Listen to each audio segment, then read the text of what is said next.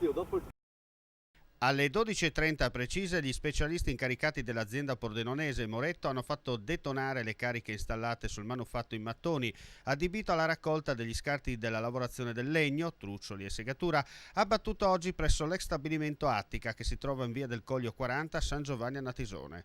Un altro simbolo di quello che per anni era il triangolo della sedia. Dopo la crisi irreversibile iniziata a fine anni 90 è passato a miglior vita. Lo stabilimento da tempo non produce sedie, dopo vari passaggi di proprietà la superficie verrà riqualificata in altri usi, non più industriale ma commerciale.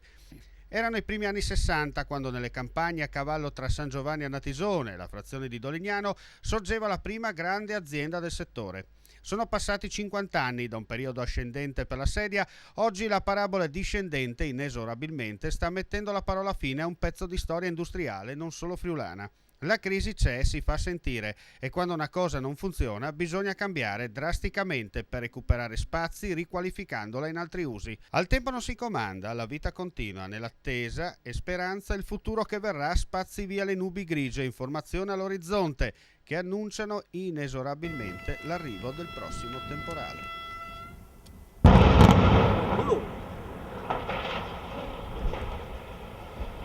Prima il Lazio dopo il...